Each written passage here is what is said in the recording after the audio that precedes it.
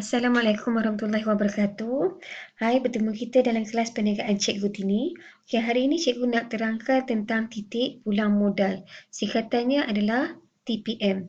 Sebenarnya TPM ni merupakan satu daripada 7 faktor yang perlu dipertimbangkan untuk menghasilkan VFO, iaitu visi, misi dan juga objektif perniagaan. Kita tengok maksud titik pulang modal. Okey. Titik pulang modal ni merupakan satu kaedah ataupun cara yang boleh digunakan oleh sesebuah perniagaan untuk merancang dan juga mengetahui hasil jualan yang diperolehi sama dengan jumlah kos yang ditanggung dalam pengeluaran sesuatu produk. Okey, ini maksudnya kat sini, TPM ni dapat membantu usahawan untuk mengetahui jumlah jualan yang keberapa unit produk yang dijual dapat cover balik kos yang ditanggung. Atau dengan kata lainnya kita panggil pulang modal. Okay, ada dua tujuan titik pulang modal. Yang pertamanya, memastikan perniagaan yang dijalankan boleh kekal dalam pasaran.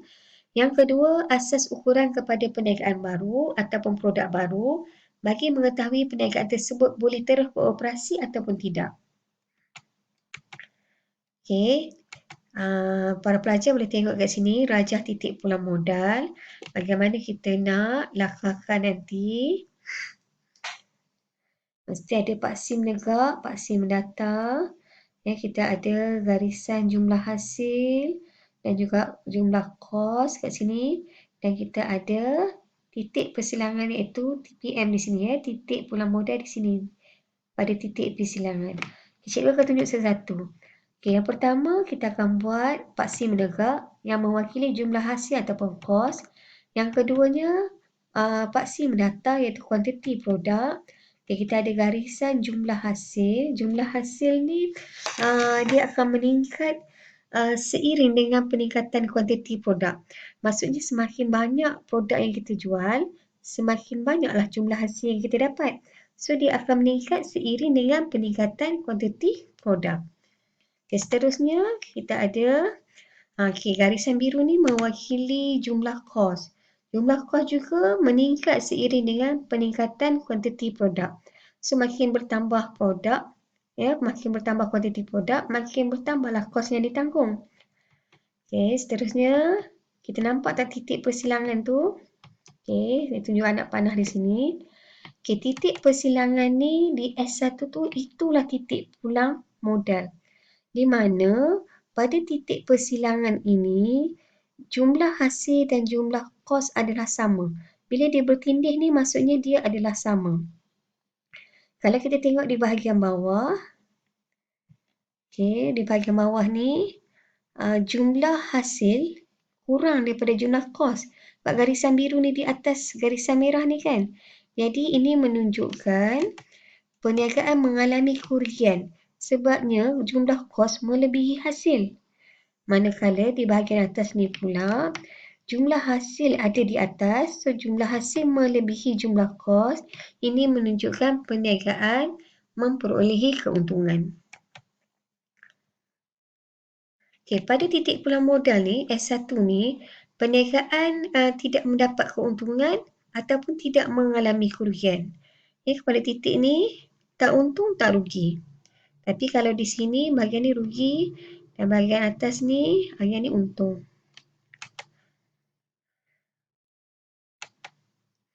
Okey, perniagaan akan rugi jika mengeluarkan kuantiti kurang daripada Q1. Q1 ni adalah kuantiti TPM, kuantiti titik pulang modal. Jadi pada kuantiti Q1 ni, kita dah tahu kita akan dapat balik modal. Kalau kita jual kurang daripada Q1, kita akan dapat rugi. Ya? Kalau jual melebihi Q1, melebihi kuantiti titik pulang modal, so perniagaan akan mendapat keuntungan. Okay, kita tengok pula formula titik pulang modal. Okay, kos tetap bahagi dengan harga tolak kos berubah seunit. Okay, kita cuba soalan 1. Okay, maklumat di bawah berkaitan dengan kos bagi pengeluaran 50,000 unit beg sekolah. Okay, 50,000 unit beg sekolah. Ini kos yang ditanggung.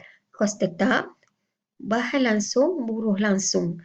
Okay, apakah titik pulang modal dalam unit bagi pengeluaran beg sekolah sekiranya harga jualan produk itu ialah RM17? Okay, kita masukkan maklumat ini dalam formula. Okey, formula kos tetap. Kos tetap diberi RM180,000, harga diberi RM17, tapi kos berubah seunit dia tak bagi. Jadi macam mana nak dapat kos berubah seunit? Kita tengok balik pada soalan. Jadi kalau dalam soalan tu dia ada bagi dekat situ kos-kos yang ditanggung, kamu kena kenal pasti dulu yang mana satu kos berubah, yang mana satu kos tetap. Jadi dekat sini kos tetap dia dah bagi. Ya, kos tetap dia dah bagi secara langsam. So kos berubah dia tak bagi secara langsam. Dia bagi dua elemen kat sini, so kamu kena tambah lah. Ini bahan langsung dan berulang langsung ni merupakan kos berubah. Jadi tambah dulu dua-dua ni. Kita tengok balik. Nak dapatkan kos berubah unit, kamu kena tambah semua kos berubah yang ada. So dalam maklumat tu ada dua, bahan langsung dan buruh langsung. Lepas tu nak dapatkan seunit, kamu kena bahagikan dengan jumlah kuantiti pengeluaran. Sebabnya bila kamu tambah atas ni saja, bahan langsung dengan buruh langsung, itu adalah jumlah keseluruhan yang ditanggung oleh 50,000 unit pengeluaran tadi. Tapi kalau nak dapatkan satu, so bahagilah dengan 50,000. Yes, 130,000 bahan langsung tambah dengan buruh langsung, bahagi dengan 50,000 unit pengeluaran tadi. Jadi kita akan dapat kos seunit RM5.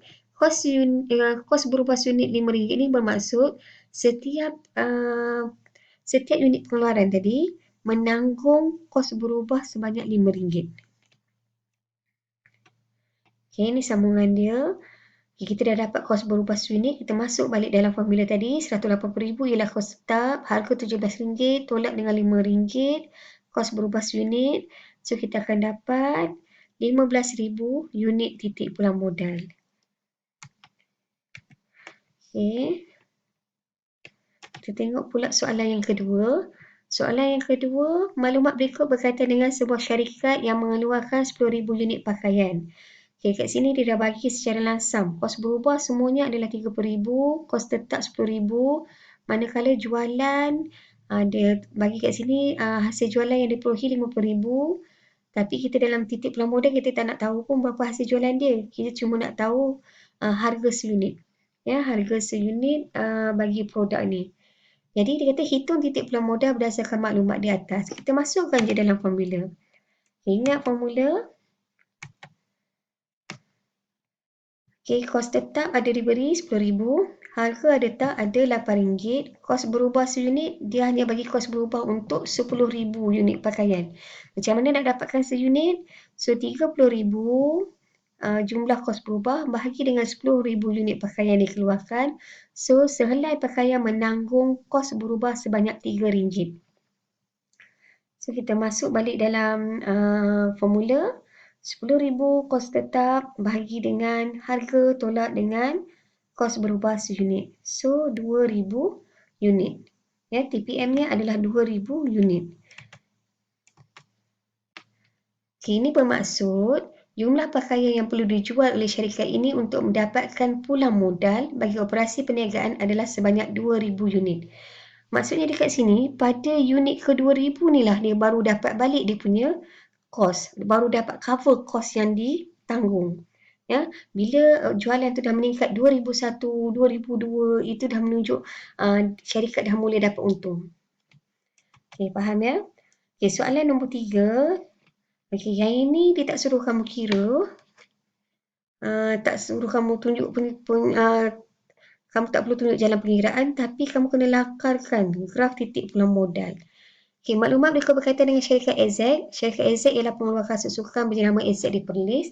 Maklumat berikut berkaitan dengan kos dan harga jualan kasut sukan. Okay, kos tetap RM500,000, kos berubah seunit RM75 dan harga jualan seunit RM100. Okay, lakarkan TPM. Ya, lakarkan graf TPM bagi pengeluaran kasut sukan syarikat AZ. Okay, macam mana nak lakarkan? Okay, macam cikgu tunjuk tadi ya, mesti ada Pak SIM dekat, Pak SIM data, ya, labelkan. Okay, kita mesti ada hasil jualan bermula daripada kosong lah. Dia meningkat ya, hasil jualan. Okay, yang ni pula jumlah kos. Jumlah kos ni kita nak mula daripada mana? Jumlah kos ni kita mula daripada kos tetap. Daripada sini ya. Ada kos tetap, kos yang tetap kena tanggung. Ha? Lepas tu dia naik sebab dia kos tetap ni uh, akan meningkat kan. Jadi jumlah kos ni akan meningkat. Sorry. Kos tetap ni sama tapi jumlah kos ni akan meningkat seiring dengan peningkatan kuantiti produk. Ya, kos tetap ni sama je. Sebabnya syarikat tu beroperasi ke tidak, tutup hilang ke, cuti ke, kos tetap ni tetap kena tanggung. Ya, contohnya sewa, gaji pengurus. Yang tu memang kena bayar lah. Insurans ke. Okey. Seterusnya, kita labelkan bahagian ini di titik persilangan ni. Titik ni adalah titik pulang modal. Dan labelkanlah titik pulang modal di sini. Lepas tu dekat titik ni buat garis-garis putus ke bawah. Kat sini kamu label lah RM500,000 ni kita dapat daripada soalan. Dia kata RM500,000 kos tetap. Okay, macam mana boleh dapat RM20,000 ni? Yang ni kita kena kira lah. RM20,000 ni kita masukkan dalam formula lah kita nak dapatkan berapa unit TPM ni. So macam mana nak buat? Okay. TPM ialah kos tetap. Ya, kos tetap RM500,000 bahagi dengan harga tolak dengan kos berubah seunit. So dapatlah RM20,000 unit TPM dia. Sama je lah macam tadi. Maksudnya pada 20,000 unit ni syarikat dah dapat balik lah dia punya dah dapat cover balik dia punya kos. Jadi atas daripada 20,000 unit ni kalau dapat jual 2001, 2002 dan seterusnya itu menunjukkan syarikat dah mula dapat keuntungan.